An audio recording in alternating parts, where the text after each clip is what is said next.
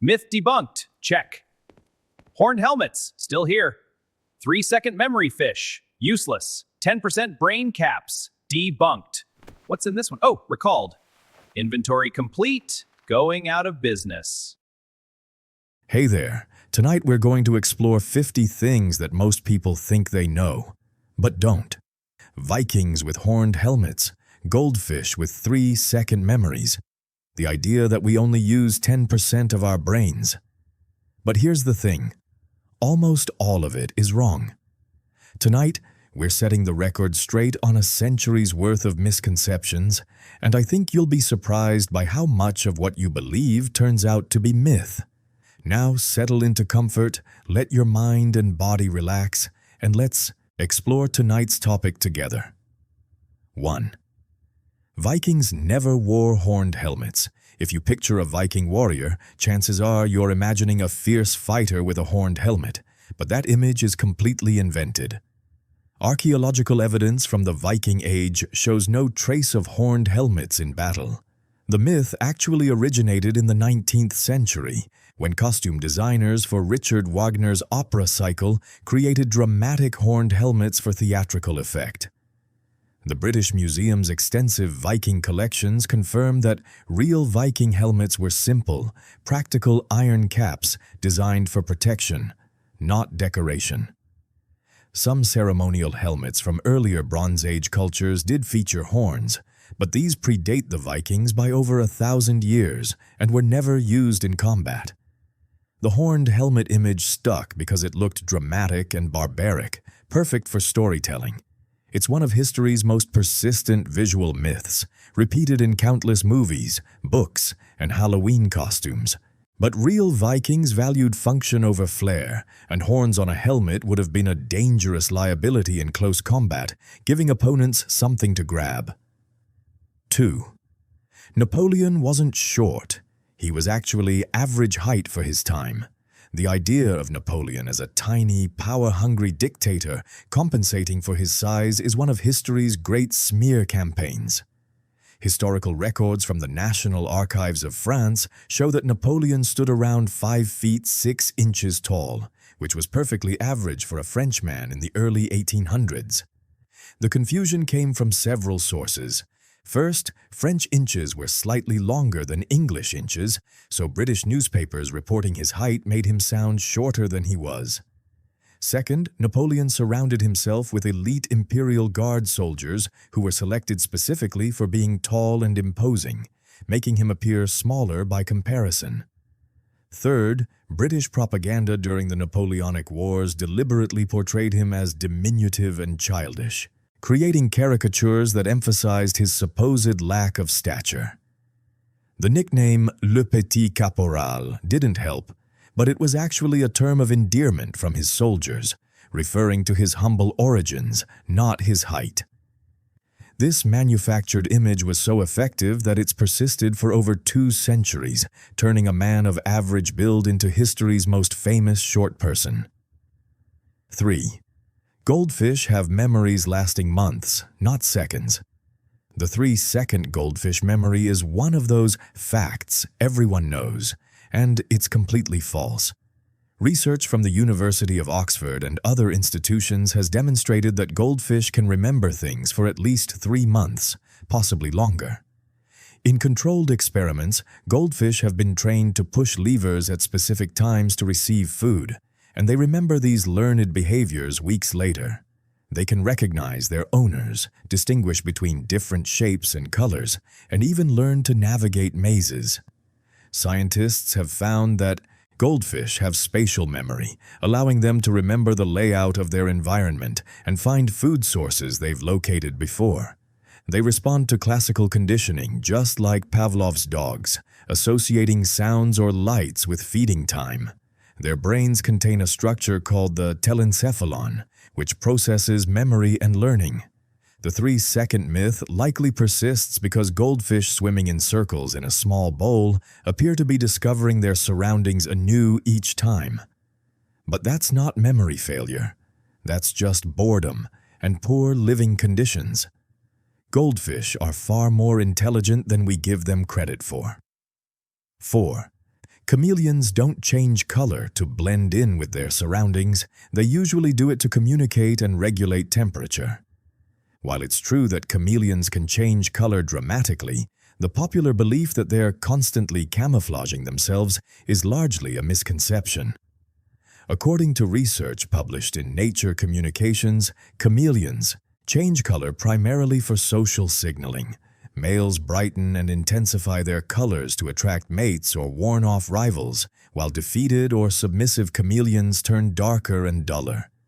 Temperature regulation is another key factor. Darker colors absorb more heat when they're cold, while lighter colors reflect heat when they're warm. The color changes are produced by special cells called chromatophores in their skin, which contain different pigments, along with guanine nanocrystals that can reflect and refract light. When chameleons are relaxed, they're actually already well camouflaged for their natural environment. Most species are naturally green or brown. The dramatic color changes are about communication, not hiding. A chameleon sitting on a bright red flower won't turn red to match it. Instead, you might see it turn bright yellow if it's feeling aggressive, or dark brown if it's stressed. 5.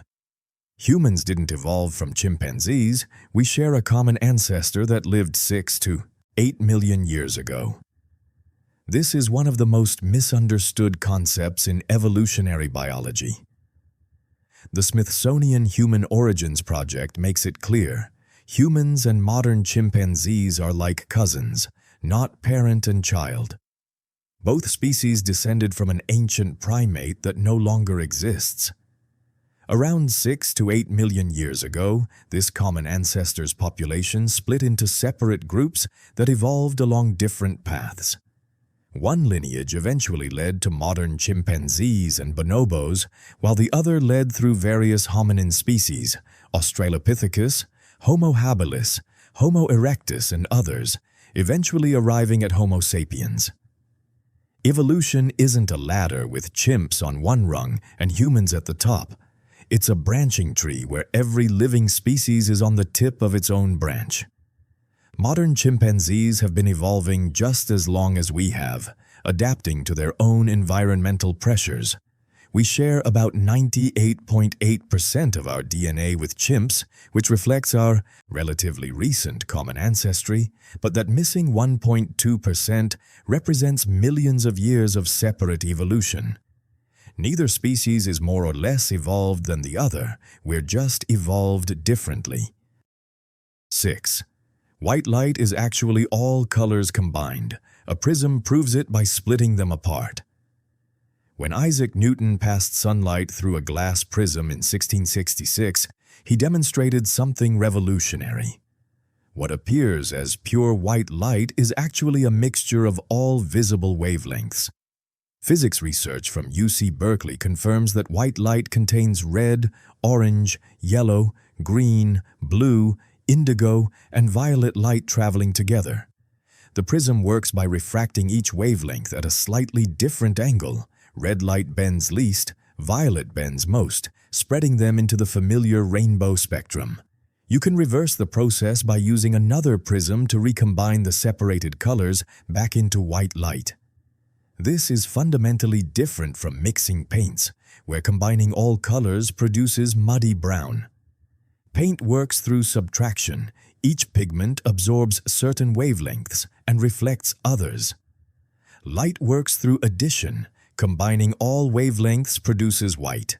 Your computer and phone screens exploit this by using tiny red, green, and blue pixels that combine to create millions of colors, including white. Understanding that white light is composite rather than pure changed how we understand color, vision, and the nature of light itself. 7. Toilet water doesn't spin in opposite directions in different hemispheres. The direction depends on the toilet's design, not Earth's rotation. The Coriolis effect is real. Earth's rotation does influence the movement of large-scale weather systems like hurricanes. But despite what you might have heard, it has virtually no impact on the water in your toilet. Research from MIT's Fluid Mechanics Lab confirms that the Coriolis effect only becomes significant over large distances and timescales. A toilet bowl is far too small for Earth's rotation to meaningfully affect the water's motion. Instead, the direction water swirls when you flush depends entirely on the angle of the jets that release water into the bowl and the shape of the bowl itself.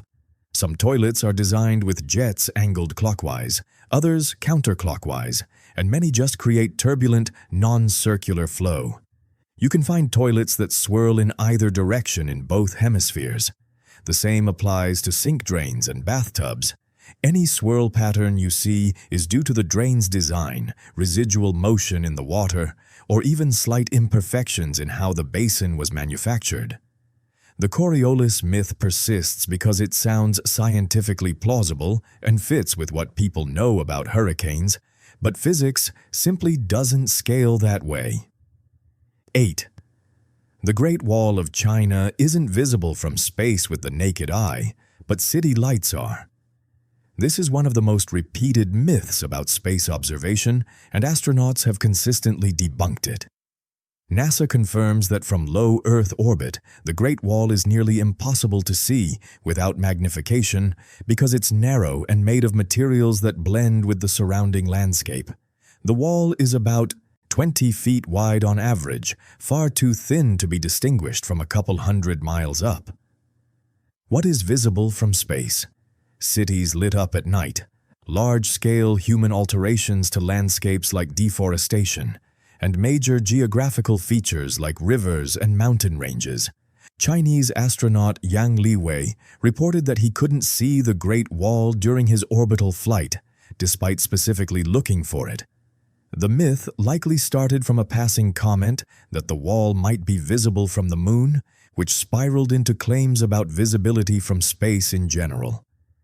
From the moon, Earth itself is just a small blue marble. No human-made structures are visible at all. The Great Wall is an incredible feat of engineering and human determination, stretching over 13,000 miles across northern China. But its fame doesn't come from being visible from orbit. 9. Bats aren't blind. Many species have excellent night vision. The phrase, blind as a bat, has given these remarkable animals an undeserved reputation. Research from the Bat Conservation Trust shows that all bat species can see, and many have vision that's more acute than humans in low-light conditions.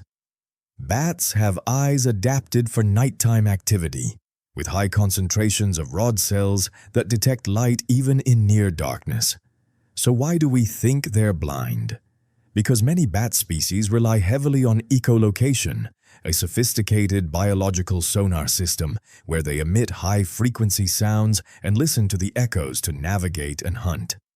This adaptation is so effective that bats can catch flying insects in complete darkness, detect objects as thin as a human hair, and navigate complex environments at high speed. But echolocation isn't a compensation for blindness.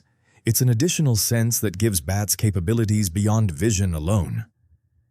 Some larger bat species, like flying foxes, rely primarily on their excellent eyesight and have relatively weak echolocation. These fruit bats have large eyes and can see colors. The truth is that bats have evolved multiple sensory systems that work together, making them among the most successful nocturnal hunters on the planet. 10. Shaving doesn't make hair grow back thicker or darker. It only appears that way because of the blunt tip. The Mayo Clinic has repeatedly debunked this myth, but it persists because of a simple optical illusion. When hair grows naturally, it tapers to a fine point at the end. When you shave, you cut the hair shaft at its thickest point, leaving a blunt, flat edge. As this stubble grows out, the blunt tip feels coarser and looks darker than the tapered end would have. The hair hasn't actually changed in thickness, color, or rate of growth. You're just feeling a different part of the same hair shaft. Shaving only affects the hair above the skin's surface. It can't influence the follicle beneath or alter your body's hormones and genetics, which are what actually determine hair texture and growth rate. If shaving made hair thicker, barbers and people who shave regularly would eventually have rope-thick hair, which obviously doesn't happen. The myth likely persists because people often start shaving during puberty, when hormonal changes are already causing body hair to become thicker and darker naturally. The correlation between starting to shave and hair becoming coarser is coincidental, not causal. Your genetics determine your hair characteristics, and no amount of shaving will change that. 11. We use almost all of our brain, not just 10%. The 10% myth is neuroscience's most frustrating misconception. Brain imaging studies from Harvard Medical School and other research institutions show activity throughout nearly every region of the brain over the course of a day. Even during sleep, large portions of your brain are active processing memories and maintaining vital functions. The truth is that every part of your brain has a known function, and damage to even small areas can have severe consequences. If 90% of your brain were unnecessary, evolution would have gotten rid of it. Brain tissue is metabolically expensive, consuming about 20% of your body's energy despite being only 2% of your body weight. The myth likely originated from misunderstood statements by early psychologists or misinterpretations of neurological research, showing that only a fraction of neurons fire at any given moment, which is actually a good thing. If all neurons fired simultaneously, you'd have a seizure. Modern fMRI and PT scans prove that we use virtually all of our brain's capacity, just not all at once. The brain is efficient, activating different regions for different tasks throughout the day. The 10% myth persists because it's appealing to think we have vast untapped potential waiting to be unlocked, but the reality is that your brain is already working remarkably hard. 12. There are no taste zones on your tongue where specific tastes are detected. The tongue map showing sweet at the tip, salty on the sides, sour further back, and bitter at the base is completely wrong. Research published in the Journal of Sensory Studies confirms that all areas of your tongue can detect sweet, salty, sour, bitter, and umami tastes. The myth originated from a misinterpretation of German research from 1901, where scientist David Hennig measured slight sensitivity differences across the tongue. These were minimal variations, not exclusive zones, but when his work was translated and simplified for teaching, the nuances were lost and the tongue map was born.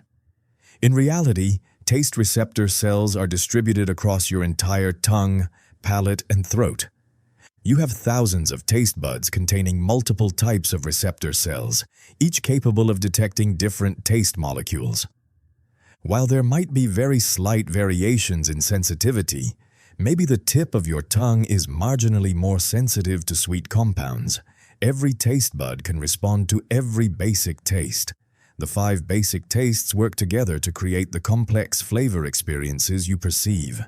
This simplified map has been taught in schools for decades, perpetuating a fundamental misunderstanding of how our sense of taste actually works. 13. Fortune cookies aren't Chinese. They were created in California in the early 1900s.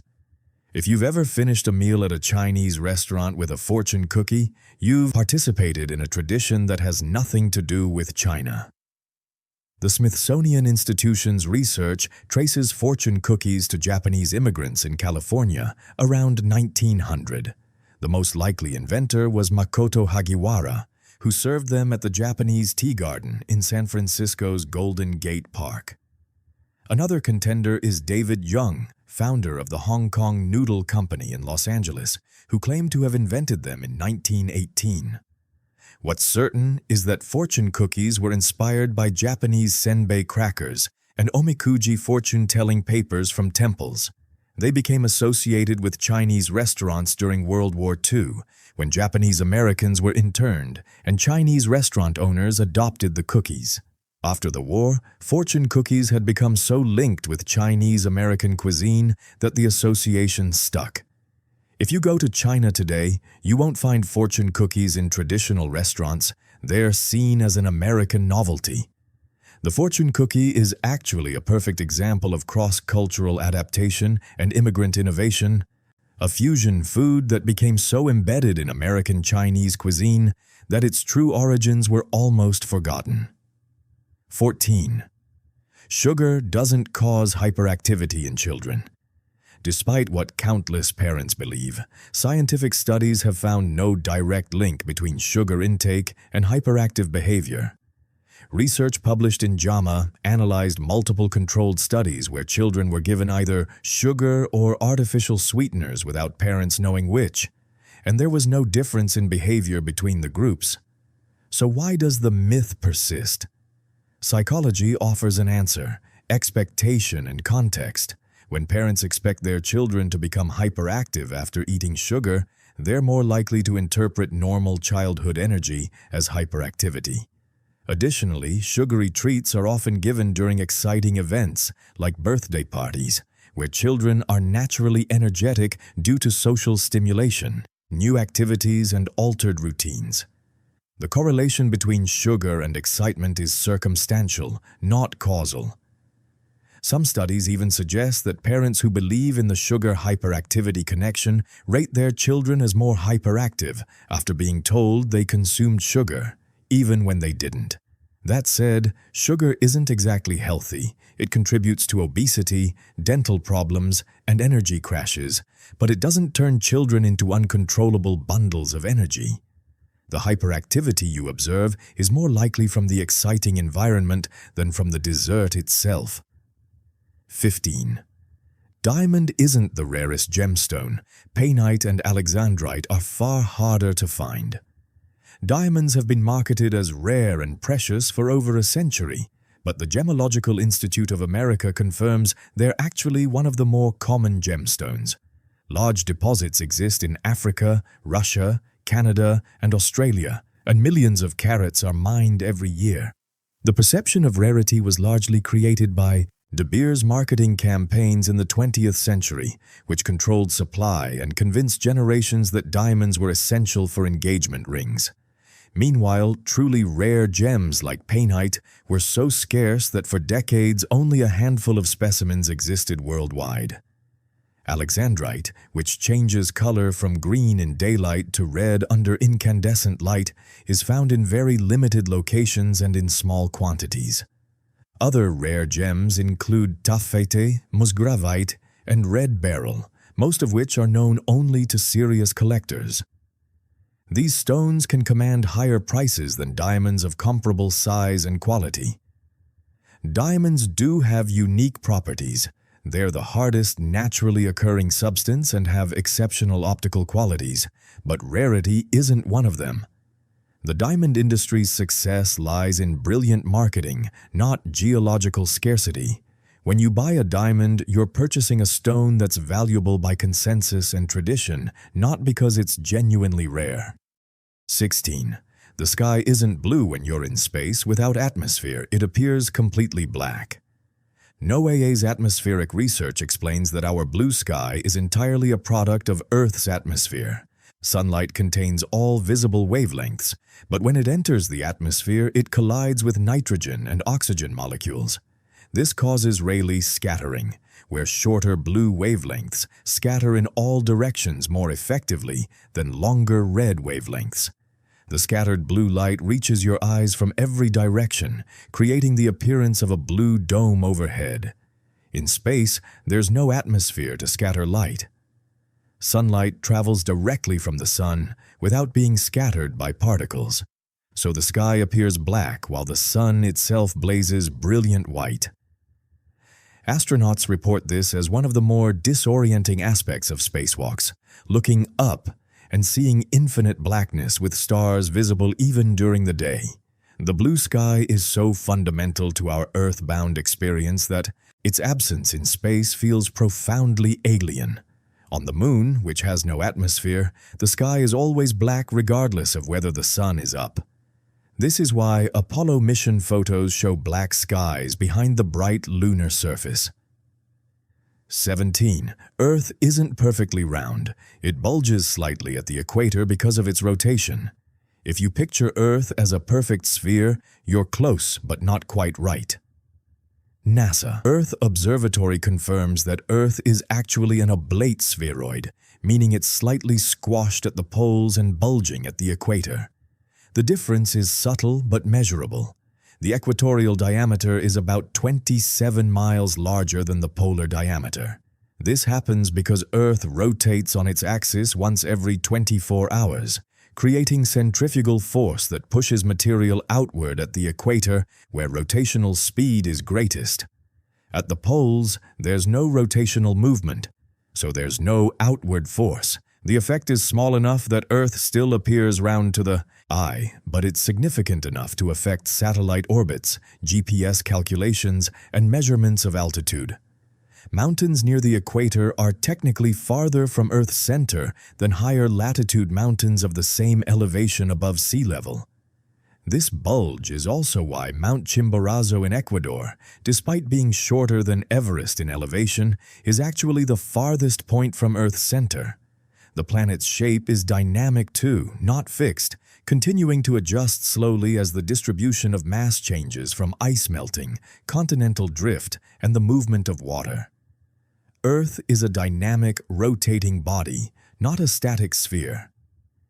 18. Your blood isn't blue inside your body. It's always red, just darker when low on oxygen.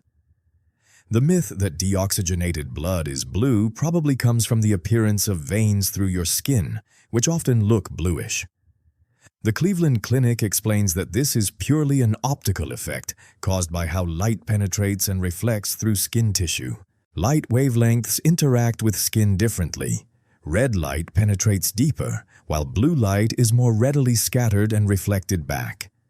Your veins, which carry deoxygenated blood back to the heart, appear blue through pale skin, but the blood inside is still red, just a darker, deeper red than the bright scarlet of oxygen-rich arterial blood.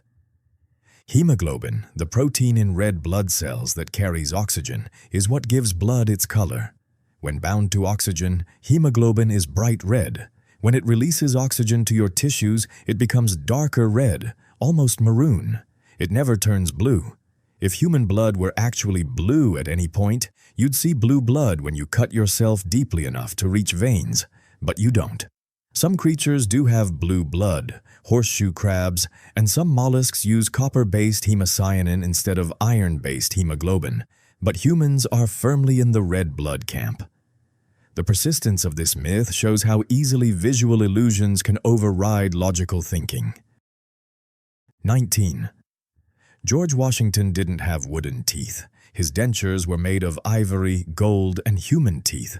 The image of America's first president with clunky wooden teeth is widespread, but entirely false. The Smithsonian Institution has examined Washington's surviving dentures, and they reveal a more complex and somewhat darker story.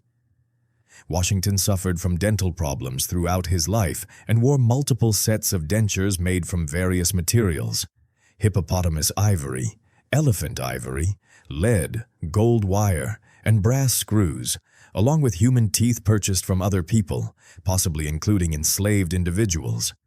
Some dentures also incorporated animal teeth. The misconception about wood likely arose because ivory can develop stains and cracks over time that make it resemble wood grain, especially in old paintings or descriptions. Washington's dental problems were well documented and caused him significant pain and self-consciousness. By the time he was inaugurated as president, he had only one natural tooth remaining. His dentures were uncomfortable, affected his speech, and gave him a stiff, tight-lipped expression visible in many portraits. The story of wooden teeth is more palatable than the reality of dentures incorporating human teeth, which may be why the sanitized version persisted. It's a reminder that even founding father mythology gets rewritten for comfort. 20. Polar bears and penguins never meet in the wild. They live at opposite ends of the Earth. This might seem obvious once you think about it, but it's a common misconception perpetuated by cartoons, greeting cards, and holiday decorations showing them together. National Geographic's research makes it clear. Polar bears live in the Arctic, the northern polar region, including the Arctic Ocean, surrounding seas, and northern reaches of Canada, Russia, Greenland, Norway, and Alaska. Penguins, on the other hand, live almost exclusively in the southern hemisphere, primarily in Antarctica, but also along the coasts of South America, South Africa, Australia, and New Zealand. The only penguins that cross the equator are the Galapagos penguins, and they're still thousands of miles from the nearest polar bear. The two animals are separated by the entire width of the planet. Both are adapted to cold climates, which is perhaps why people mentally group them together, but their ecosystems are completely different. The Arctic has land-based predators like bears and wolves. Antarctica's food chains are primarily marine-based. If you somehow transported a polar bear to Antarctica, it would find no terrestrial prey and potentially threaten the penguin populations that evolved without large land predators. The mistake is understandable, but reveals how easily geographic assumptions can override actual knowledge of where animals live. 21.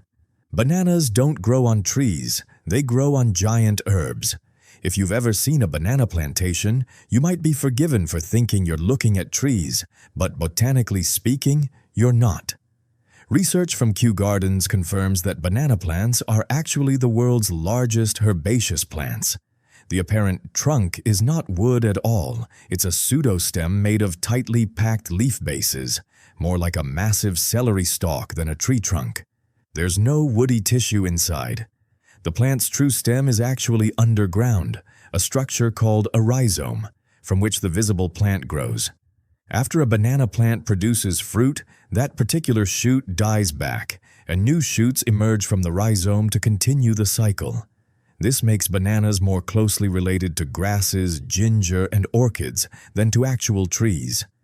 The entire structure is built from overlapping layers of leaves that spiral upward, creating something strong enough to support massive bunches of fruit weighing over 100 pounds.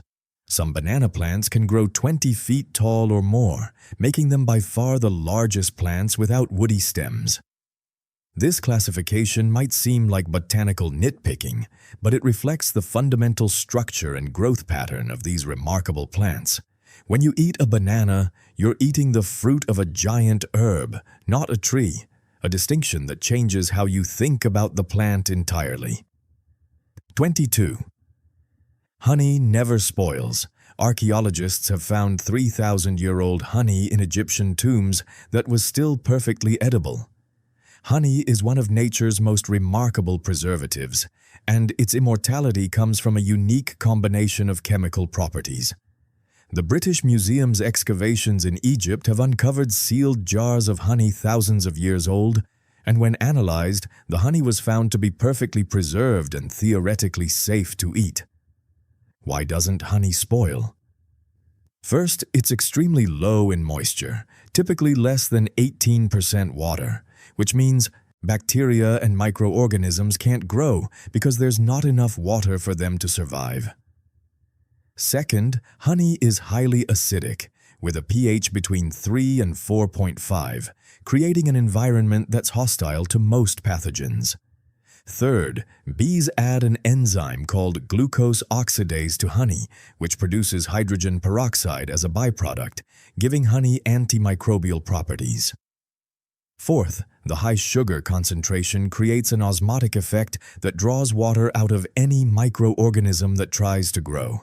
Together, these factors make honey essentially eternal. Stored in a sealed container, honey can crystallize and change texture over time, but it never truly spoils. You can liquefy crystallized honey by gently warming it. Ancient civilizations understood honey's preservative qualities and used it to preserve fruits, meats, and even bodies. It's a food that connects us directly to the ancient world. 23. Thomas Edison didn't invent the light bulb. He perfected existing designs for commercial use. Edison's reputation as the inventor of the light bulb is one of history's great oversimplifications. The Smithsonian's technology collection shows that many inventors developed incandescent light designs before Edison, including Humphrey Davy, Warren de la Rue, and Joseph Swan. The fundamental principle, passing electric current through a filament to produce light, was already well established. What Edison did was engineer a practical, long-lasting, and commercially viable system. His key innovations were developing a carbonized bamboo filament that could glow for over 1,000 hours, creating a vacuum pump to remove air from the bulb effectively, and most importantly, designing the entire electrical infrastructure needed to power lights in homes and businesses. Edison didn't just make a better bulb, he created the power stations, wiring systems, switches and sockets, the complete electrical grid. He was a brilliant engineer and businessman who understood that invention without practical implementation was worthless. His laboratory tested thousands of materials before finding the right filament. Edison also improved upon previous designs through relentless experimentation and refinement. So while he didn't invent the concept of the light bulb, he made it work at scale, which is arguably just as important. History often credits individual inventors for what were actually collaborative, incremental processes. 24. Pink isn't in the spectrum of visible light, it's a color your brain invents by mixing red and violet. When light passes through a prism, you see the familiar rainbow spectrum: red, orange, yellow, green, blue, indigo, violet. Pink is conspicuously absent, and for good reason, it doesn't exist as a single wavelength. Research from University College London explains that pink is what color scientists call a non-spectral color. It occurs when your eye's red and blue cone cells are stimulated simultaneously without the green cone being strongly activated. In nature, there's no wavelength of light that corresponds to pink. When you perceive pink, your brain is processing a combination of red light and violet light hitting your retina at the same time. And rather than seeing them as separate, your visual system creates the sensation of a new color. Other non-spectral colors include magenta and most shades of brown. This is different from purple, which can exist both as a spectral color, violet, and as a mixture of red and blue. The existence of pink reveals something profound about color perception. What you see isn't always a direct property of the physical world, but sometimes a construction of your nervous system. Your brain creates colors that physics doesn't provide, filling in gaps in your sensory experience to create a rich, continuous perception of the world. 25. Owls can't turn their heads all the way around. Their maximum rotation is 270 degrees. The image of owls spinning their heads in full circles is cartoonish exaggeration, but the reality is still remarkable. Research from Johns Hopkins Medicine reveals that owls have evolved 14 neck vertebrae, twice as many as humans, which gives them extraordinary flexibility. This adaptation compensates for the fact that their eyes are completely fixed in their sockets. While humans can move their eyes to scan their surroundings, owls must move their entire head to shift their gaze. The 270-degree range means an owl can rotate its head 3/4 of a full circle, allowing it to look directly behind itself without moving its body. This is crucial for hunting. Owls can remain motionless on a perch while tracking prey in almost any direction. The anatomical adaptations that make this possible are fascinating. Owls have special bone structures, air cavities, and blood vessel arrangements that prevent their blood supply from being cut off during extreme rotation. Large holes in their vertebrae allow space for the arteries to move through without being pinched. Backup blood vessels provide alternative pathways if the main vessels are temporarily compressed. The bones connecting to the skull form a smooth pivot point. While 270 degrees isn't a complete circle, it's more than enough to give owls nearly a panoramic awareness, making them supremely effective nocturnal predators. 26. Alcohol doesn't kill brain cells directly, it damages the connections between neurons, not the cells themselves. The National Institutes of Health clarifies this important distinction. When you drink heavily, alcohol doesn't cause your brain cells to die en masse as commonly believed. Instead, it damages dendrites, the branching ends of neurons that receive signals from other cells. This impairs communication between neurons, affecting memory, coordination, and decision-making. Chronic heavy drinking can lead to a deficiency in thiamine, vitamin B1, which can cause Wernicke-Korsakoff syndrome, resulting in severe memory problems and actual neuron death. Long-term alcoholism can also cause overall brain shrinkage, but this is partly reversible with abstinence. The killing brain cells myth probably persists because alcohol's immediate effects, impaired judgment, memory gaps, poor coordination, feel like damage to the brain itself. And in a sense, they are just not through cell death. The damage is to the intricate network of connections that makes the brain function. This is still serious. Disrupting neural communication has profound effects on cognition and behavior. But understanding the actual mechanism helps explain why some alcohol-related damage can be reversed, while other effects become permanent with chronic abuse. 27. Coffee doesn't dehydrate you. The fluid content outweighs caffeine's mild diuretic effect. Many people believe they need to drink extra water to compensate for their coffee consumption, but research from the Harvard School of Public Health shows this isn't necessary. While caffeine is a mild diuretic, meaning it can increase urine production slightly, the amount of water in a cup of coffee more than compensates for any fluid loss. Studies comparing the hydration status of people who drink coffee versus those who drink only water found no significant difference. Your body also develops tolerance to caffeine's diuretic effect with regular consumption, so daily coffee drinkers experience even less impact. The myth likely persists because people often feel thirsty after drinking coffee, but this is usually due to the warmth of the beverage or the salt in foods consumed alongside it, not dehydration from the coffee itself. That said, coffee isn't as hydrating as plain water. The caffeine does have some effect, and other compounds in coffee might make you feel less refreshed.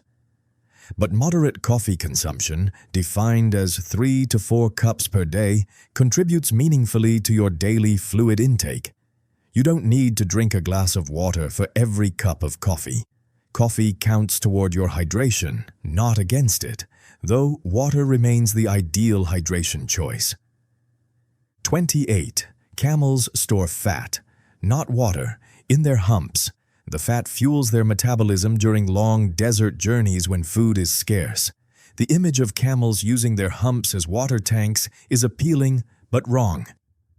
National Geographic's research on camel physiology reveals that the humps are composed almost entirely of fatty tissue, not liquid. These fat reserves can weigh up to 80 pounds and serve as an energy source that camels metabolize during extended periods without food. When a camel uses up its fat reserves, the hump actually shrinks and becomes floppy. So how do camels survive without water? They have multiple remarkable adaptations. Their kidneys are incredibly efficient, producing highly concentrated urine to minimize water loss. Their body temperature fluctuates to reduce sweating. They can tolerate temperature variations that would be fatal to most mammals. Their blood cells are oval-shaped rather than round, allowing blood to flow even when significantly dehydrated. Their nostrils can close partially to trap moisture from exhaled air. They can drink up to 30 gallons of water in 13 minutes when they find it, rehydrating incredibly quickly. Some of that water is stored in their bloodstream and digestive system, but not in their humps. Interestingly, metabolizing the fat in their humps does produce metabolic water as a byproduct, so indirectly the humps do contribute to hydration, but primarily they're mobile energy reserves, not water tanks, an elegant solution for surviving in harsh desert environments. 29. Bulls aren't enraged by the color red. They react to motion, not color, because they have dichromatic vision. The image of a matador waving a red cape to enrage a bull is iconic, but the color red has nothing to do with the bull's reaction.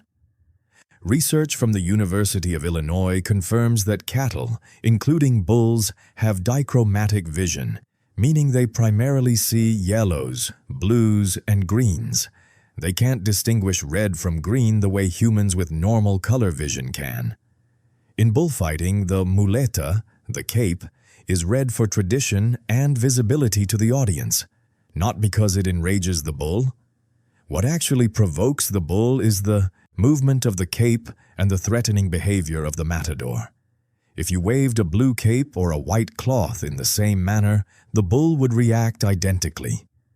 Tests have shown bulls charging at static red objects with no particular aggression, while they aggressively charge moving objects of any color. The red cape tradition likely originated because red fabric was readily available, and the color helps hide bloodstains during the fight. The myth that bulls hate red has been perpetuated by cartoons and popular culture, but it has no basis in animal behavior or physiology. Bulls are aggressive in the bullfighting context because they are confused, threatened, and often tormented, not because they are seeing red. The color is for the spectators, not the bull. 30. The sun isn't yellow, it's actually white. If you've ever drawn a picture of the sun, you probably used yellow or orange, but NASA's solar physics research confirms that our star emits light across all visible wavelengths, in roughly equal amounts, which combines to produce white light. So why does the sun appear yellow or orange to us? Earth's atmosphere is the answer. When sunlight enters the atmosphere, it interacts with air molecules, dust, and water vapor through a process called Rayleigh scattering. Shorter wavelengths, blues and violets, scatter more effectively than longer wavelengths, spreading blue light across the sky and creating our blue sky. This scattering removes much of the blue light from the direct beam, leaving the yellows, oranges, and reds to reach your eyes when you look toward the sun. At sunset and sunrise, sunlight passes through even more atmosphere, scattering away even more blue and green light, which is why the sun appears orange or red at those times. From space, where there's no atmosphere to scatter light, the sun appears as a brilliant white sphere. Astronauts consistently report this surprising observation. The sun's surface temperature of about 5,800 degrees Kelvin corresponds to white light emission. Our yellow sun is an atmospheric illusion, a beautiful side effect of how light interacts with the envelope of gases surrounding our planet. 31. Sharks can get cancer. The cancer-proof shark myth was debunked decades ago. In the 1990s, a book claimed that sharks don't get cancer and promoted shark cartilage as a cancer cure, leading to the slaughter of millions of sharks and false hope for cancer patients. Research published in the Cancer Research Journal has documented numerous cases of tumors in sharks, including malignant cancers. Sharks do appear to have lower cancer rates than mammals, likely due to their robust immune systems and unique compounds in their cartilage, but they're not immune. Scientists have found chondrosarcomas, lymphomas, and other cancers in multiple shark species. The myth was particularly harmful because it fueled a pseudoscientific supplement industry while providing no medical benefit and devastating shark populations. Studies testing shark cartilage as a cancer treatment found no efficacy. Meanwhile, sharks were killed by the millions, with their cartilage ground into pills and powders that did nothing to prevent or cure cancer in humans. The idea that sharks don't get cancer was based on limited early observations and wishful thinking, not rigorous science. Ironically, sharks' actual biology is teaching researchers about immune function and disease resistance in ways that might eventually benefit cancer research, but not through consuming their cartilage. The myth demonstrates how pseudoscience can cause real ecological damage. 32. Thomas Crapper didn't invent the toilet. He just popularized and improved existing designs. The name Crapper has made Thomas Crapper a legendary figure in bathroom history, but the British Plumbing Museum's records show he wasn't the inventor of the flush toilet. That credit belongs to Sir John Harrington, who created a flush toilet for Queen Elizabeth in 1596, and later inventors like Alexander Cumming and Joseph Brahma, who developed the S-bend trap and other improvements. Crapper was a Victorian-era, plumber, and businessman who held several patents for toilet improvements, including the floating ballcock mechanism. His real contribution was marketing and manufacturing. He helped make flush toilets popular and accessible to middle-class homes in late 19th century England. His company's products were well-made and reliable, and his name literally appeared on countless toilets, which certainly contributed to the confusion about his role. The association between his name and the colloquial term for defecation is coincidental. Crap as slang predates Crapper's prominence. Still, the coincidence has kept his name alive in popular culture far beyond what his actual contributions might warrant. Crapper was a successful businessman and competent inventor who improved bathroom technology, but calling him the inventor of the toilet is like calling Henry Ford the inventor of the automobile. He refined and popularized something that already existed. 33. Glass isn't a slow-flowing liquid, it's an amorphous solid. The myth that glass flows over time, supposedly proven by old windows being thicker at the bottom, is persistent but incorrect. Materials Science Review confirms that glass is indeed solid, just with a disordered molecular structure. Unlike crystals, where molecules arrange in neat, repeating patterns, glass has a random structure more like a liquid, frozen in place. This makes it amorphous rather than crystalline, but it's still a solid. The viscosity of glass at room temperature is so high that it would take billions of years for any flow to become visible. So why are some old windows thicker at the bottom? The answer lies in manufacturing techniques. Before modern float glass production was invented in the 1950s, glass was made by blowing or spinning, creating panes with uneven thickness. When glaziers installed these imperfect panes, they often placed the thicker edge at the bottom for structural stability. Some windows were installed with the thick part on top or to the side, which wouldn't make sense if glass were actually flowing downward. Medieval European cathedrals have stained glass windows, where thick sections appear in various orientations, further disproving the flow theory. Glass is an amorphous solid with unusual properties, but slow-motion liquid flow isn't one of them. 34. Carrots were originally purple and white. The orange variety was bred in the Netherlands. When you picture a carrot, you almost certainly imagine something orange, but the Smithsonian's agricultural history shows that carrots came in purple, white, yellow, and red varieties for most of their domestication history. Orange carrots didn't become widespread until the 16th and 17th centuries in the Netherlands. Dutch growers selectively bred carrots for their orange color, possibly as a tribute to William of Orange during the Dutch struggle for independence, though this patriotic origin story is debated. What's certain is that Dutch agricultural innovation created sweeter, less woody orange varieties that became commercially dominant. These orange carrots contain high levels of beta-carotene, which gives them their color and converts to vitamin A in your body. The purple varieties contain anthocyanins, the same antioxidant compounds found in berries.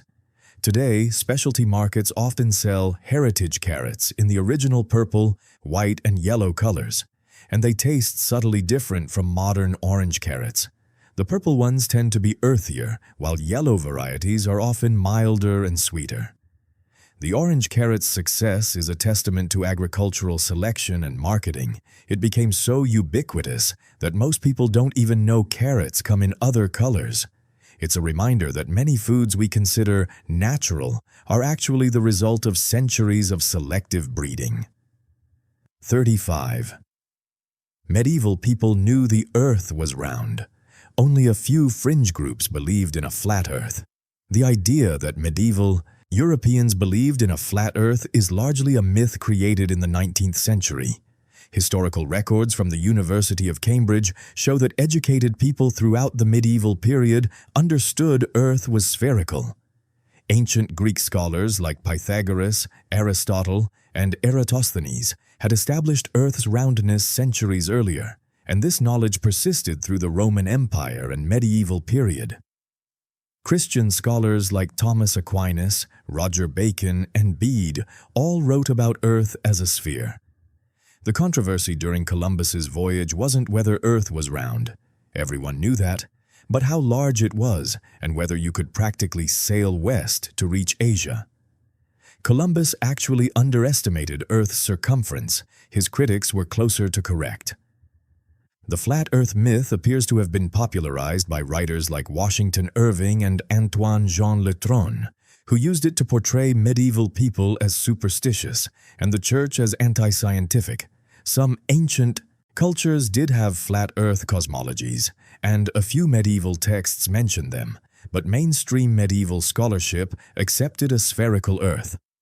The myth persists because it fits a narrative of scientific progress triumphing over religious ignorance, even though, in this case, both medieval scholars and church authorities agreed on Earth's shape. It's a case where the popular narrative is dramatically wrong about what people in the past believed. 36. Coffee beans aren't actually beans. They're seeds that grow inside bright red coffee cherries. The National Coffee Association clarifies this botanical misclassification. Coffee grows on trees or large shrubs that produce small red or purple fruits called coffee cherries. Inside each cherry are typically two seeds positioned flat, side together. These seeds are what we call coffee beans. The cherries themselves are sweet and edible, though they are usually discarded during coffee processing. Workers harvest the ripe cherries, then remove the outer fruit layer through washing or drying methods to extract the seeds. These green coffee seeds are then roasted, transforming them into the brown beans we recognize. The roasting process develops the complex flavors and aromas through chemical reactions called the Maillard reaction and caramelization. Coffee is technically the seed of a fruit, making it more similar to a cherry pit than a bean. True beans are legumes like peas and lentils. The term coffee bean is so established that changing it would be impractical, but understanding the actual botany reveals the plant's true nature. The coffee cherry's sweetness and the seed's bitter compounds evolved for different purposes, attracting animals to disperse seeds while protecting the seeds from being digested. 37. Hair and nails don't grow after death. The skin contracts, creating an illusion of growth. This macabre myth has appeared in countless horror stories and folk tales, but forensic science tells a different story. According to medical examiner reviews, hair and nail growth requires complex hormonal signals and metabolic energy that cease at death. What actually happens is that the body dehydrates after death, causing the skin to retract and shrink. As the skin around nails and hair follicles pulls back, it exposes more of the existing nail and hair shaft, making it appear as though they've grown. Additionally, the skin's moisture loss makes it appear more sunken, which creates an optical illusion of hair and stubble becoming more prominent. For hair or nails to actually grow, you need living cells that divide and metabolize nutrients, specifically the cells in follicles and nail beds that produce keratin. These cells die when blood flow stops. Any appearance of growth is purely the skin retracting, not new tissue forming. This myth likely originated from observations of bodies before modern embalming and from a poor understanding of cellular biology. In reality, death stops growth processes immediately. The human body begins breaking down, not continuing development. It's yet another case where a creepy-sounding fact has no basis in science but persists because it's memorable and fits certain cultural narratives about death. 38. Dogs cool off mostly through their paw pads, not by panting, though panting does help release heat. The American Kennel Club explains that dogs have a fundamentally different cooling system than humans. Unlike us, dogs have very few sweat glands, and the ones they do have are primarily located on their paw pads. These glands produce a minimal amount of sweat that helps slightly with cooling and also helps with traction. However, the primary cooling mechanism for dogs is respiratory evaporation through panting. When a dog pants, it rapidly moves air across the moist surfaces of its tongue, mouth, and respiratory tract, which evaporates moisture and releases heat. The faster air movement also helps cool blood vessels in the face and head. But calling panting sweating isn't quite accurate. It's a different mechanism that achieves a similar result. Dogs also regulate temperature through vasodilation, where blood vessels near the skin surface expand to release heat. Their ears, which are thin and well supplied with blood vessels, act as radiators. This is why dogs with large, floppy ears may handle heat slightly better than dogs with small ears. The limited sweating capacity is why dogs are more susceptible to heat stroke than humans, and why they should never be left in hot cars. Understanding how dogs actually cool themselves is crucial for their welfare during warm weather. 39. Black holes don't suck everything in like cosmic vacuum cleaners. Only objects that cross the event horizon are trapped. NASA's black hole research reveals that these objects are often misunderstood. A black hole's gravity is incredibly intense, but it doesn't reach out and grab distant objects. If our sun were suddenly replaced by a black hole of the same mass, Earth would continue orbiting exactly as before. We wouldn't get sucked in. The gravitational pull at Earth's distance would be identical because gravity depends on mass, not on whether that mass is compressed into a black hole. The sucking only happens extremely close to the black hole within a boundary called the event horizon. This is the point of no return, where the escape velocity exceeds the speed of light. Once something crosses the event horizon, not even light can escape, which is why we call them black holes. Outside the event horizon, you could theoretically orbit a black hole safely, like any other massive object. The real danger comes from tidal forces. The difference in gravitational pull between your head and feet would become extreme as you approach, stretching you in a process called spaghettification. Black holes are terrifying, not because they vacuum up everything around them, but because they create regions where space-time itself becomes so warped that escape is physically impossible. They're extreme gravity wells, not cosmic drains. 40. Mount Chimborazo, not Mount Everest, is the point on Earth's surface farthest from the planet's center. This seems contradictory since Everest is clearly the highest mountain above sea level at 29,032 feet. But the U.S. Geological Survey confirms that Chimborazo, a volcano in Ecuador, standing at 20,564 feet, holds a different record. Because Earth bulges at the equator due to its rotation, the planet's radius is about 13 miles greater at the equator than at the poles. Chimborazo sits just 1 degree south of the equator, benefiting fully from this equatorial bulge. When you measure from Earth's center, Chimborazo's summit is about 6,800 feet farther out than Everest's peak. Everest is higher above sea level, but Chimborazo is farther into space. This means if you were standing on Chimborazo's summit, you'd be closer to the stars and farther from Earth's core than anywhere else on the planet's surface. The mountain is also notable for being an extinct volcano with a year-round snowcap despite being near the equator. This quirk of geometry demonstrates that highest depends on how you define it, elevation above sea level versus distance from the planet's center. Both measurements are valid, but they give different answers. Chimborazo's record is less famous because we typically measure mountains by their elevation above sea level, but geometrically, it's the true champion. 41. Christopher Columbus didn't discover America. Indigenous civilizations had thrived there for thousands of years. The National Archives and historians worldwide have worked to correct this fundamental mischaracterization of history. When Columbus arrived in the Caribbean in 1492, the Americas were home to millions of people living in complex societies. The Aztec Empire controlled much of Mesoamerica with sophisticated agricultural systems, monumental architecture, and advanced astronomy. The Inca Empire stretched along South America's western coast with impressive engineering, including extensive road networks and agricultural terracing. North America hosted diverse cultures from the Mississippian mound builders to the ancestral Puebloans. These weren't primitive societies waiting to be discovered. They were civilizations with their own histories, governments, art, science, and technologies. Vikings had reached North America 500 years before Columbus, establishing temporary settlements in Newfoundland around 1000 CE.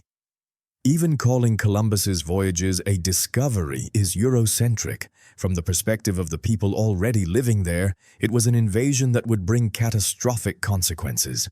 Within a century of European contact, disease, warfare, and displacement would decimate indigenous populations by an estimated 90%. Columbus himself never set foot on the North American mainland. His 4 voyages touched the Caribbean islands and Central and South American coasts. The Columbus narrative has been perpetuated partly through myth-making and partly because it fits a desired historical narrative of European exploration and achievement. 42.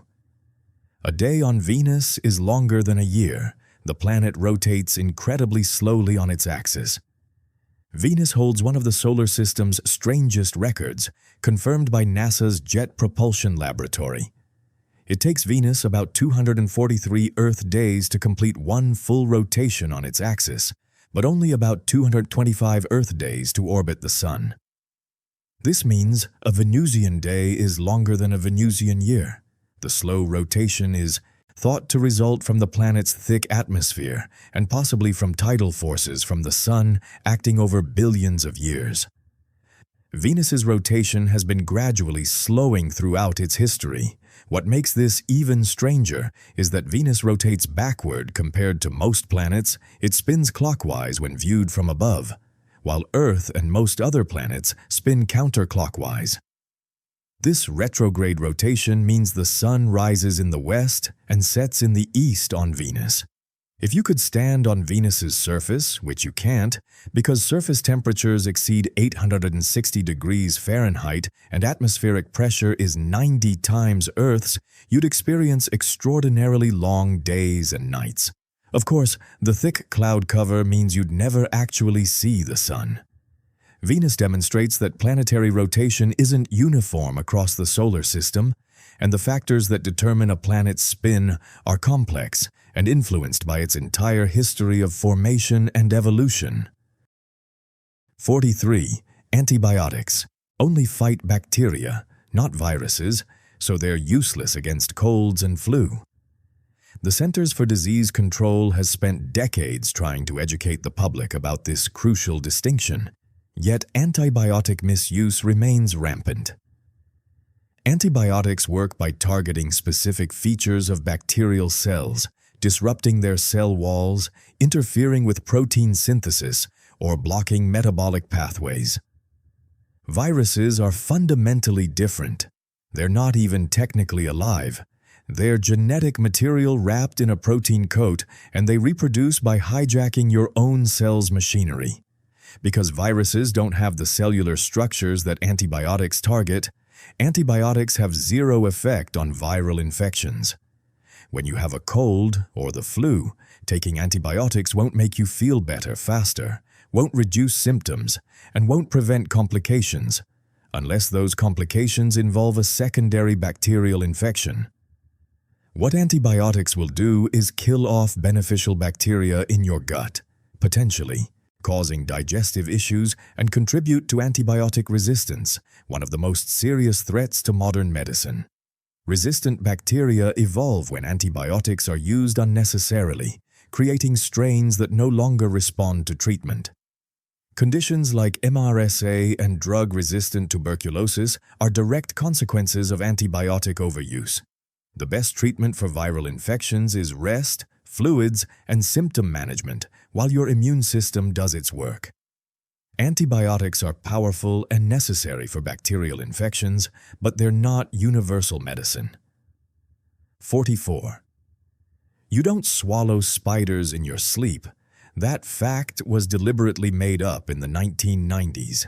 The Smithsonian Institution traced this myth to a 1993 magazine article by columnist Lisa Holst, who was writing about how readily people believe false information they read online. She invented the fact that people swallow 8 spiders per year while sleeping as an example of absurd claims that spread without verification. Ironically, her made-up statistic became one of the internet's most repeated facts, proving her point perfectly. The reality is that spiders have no interest in crawling into human mouths. They're not attracted to sleeping humans, and the vibrations from breathing and heartbeat would likely frighten them away. Spiders are predators hunting for insects, not explorers seeking dark, moist caves.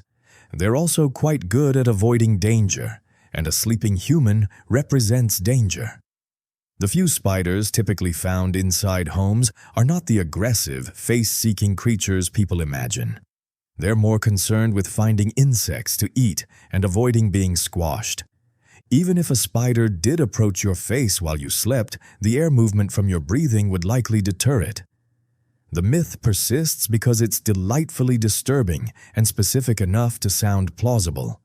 It's a perfect case study in how false information spreads, especially when it triggers an emotional reaction like disgust or fear. The lesson: always question facts that sound too weird to be true, because sometimes they're literally invented. 45. Not all Vikings were blonde. DNA evidence shows they were ethnically diverse across Europe and beyond.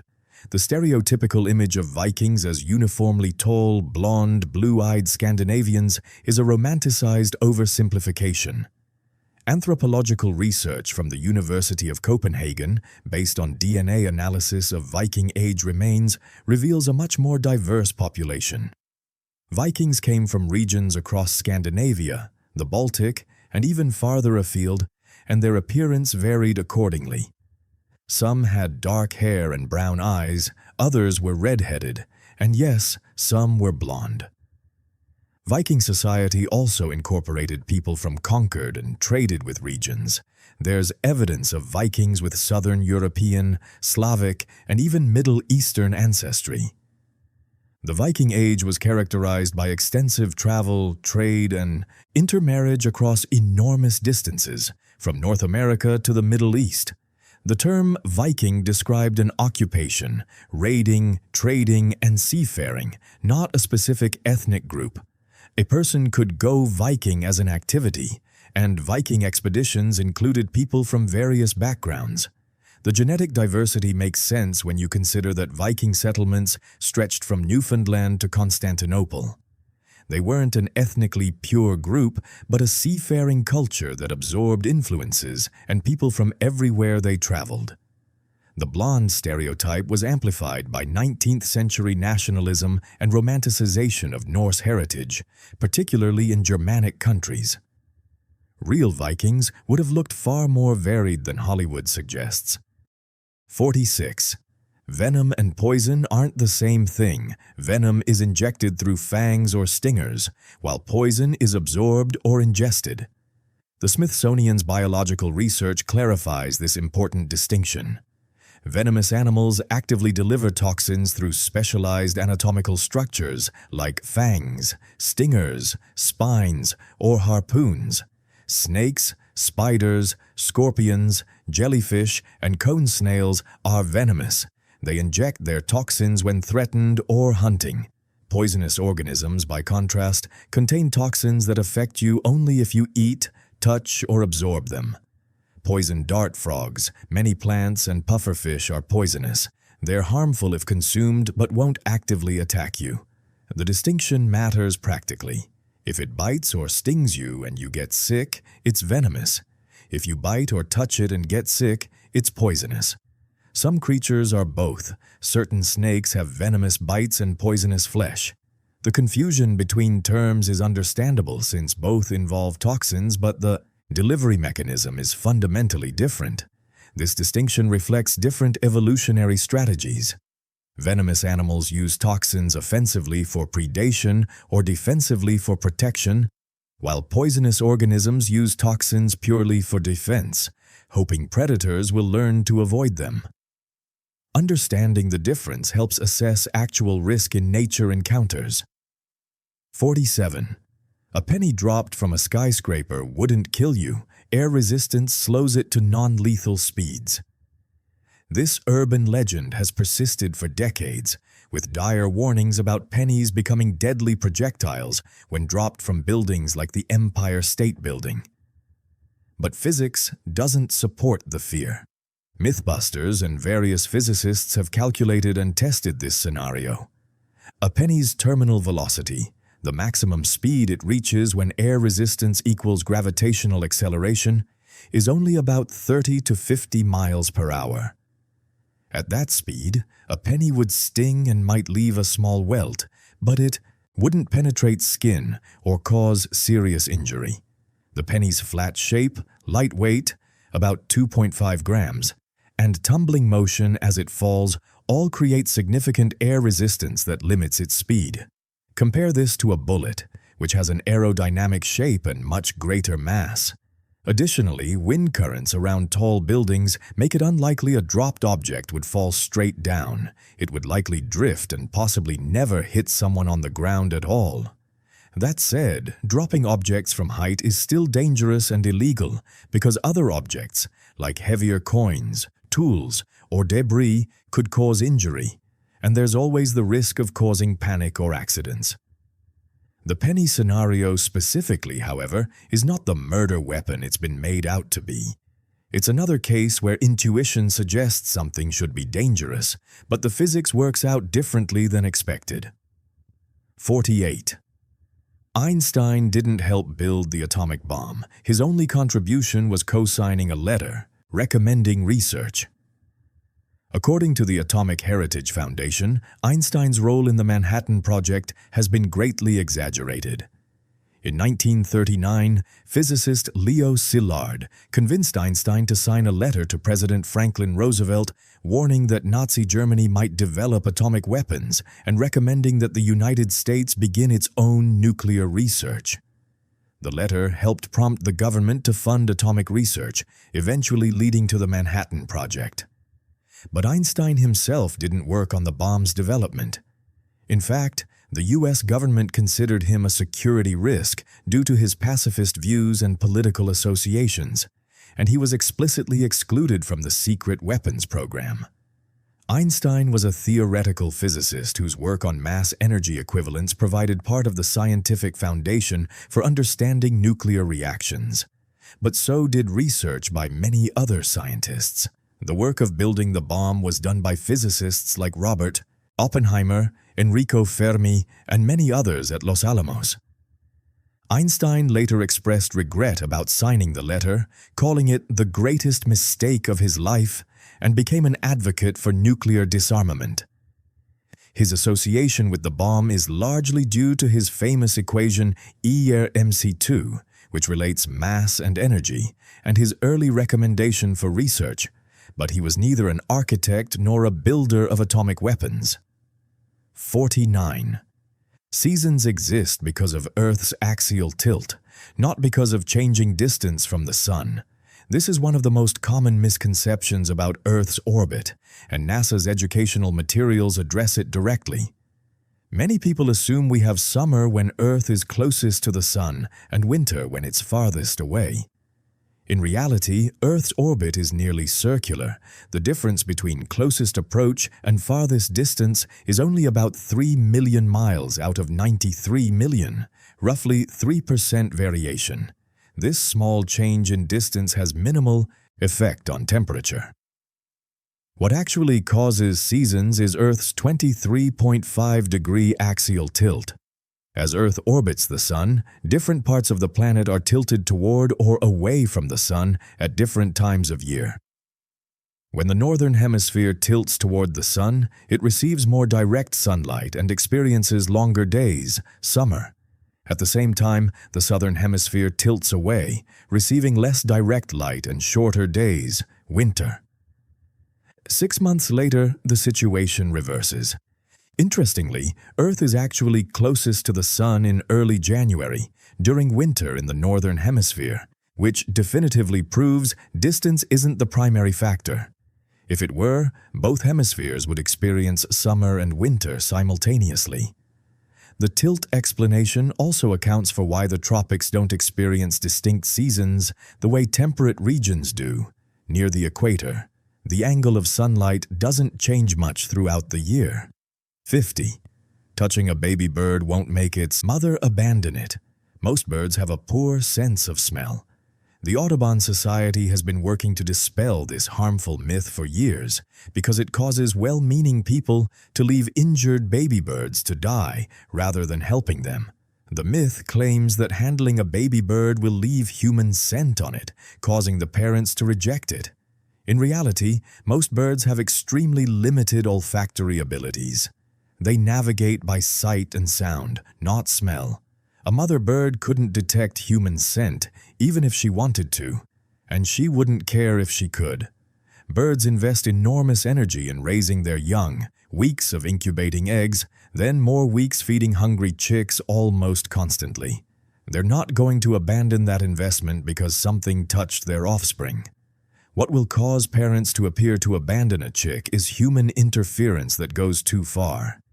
If you keep returning to check on a nest, or if you keep a chick away from its parents for too long, the parents may give up and move on.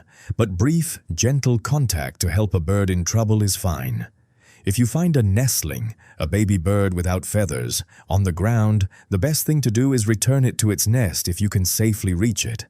If you find a fledgling, a young bird with feathers that's learning to fly, leave it alone unless it's in immediate danger, because it's supposed to be out of the nest. The parents are likely nearby, watching and feeding it. Don't let this myth prevent you from helping injured wildlife.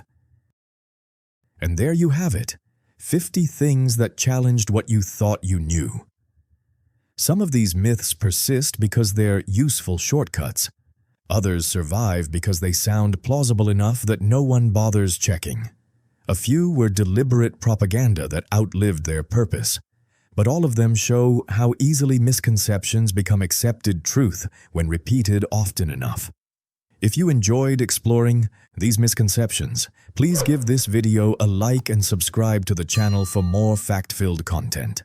Drop a comment below with the fact that surprised you most. Thanks so much for watching, and remember, question what you think you know. Sometimes the truth is even more interesting than the myth. I'll see you in the next video.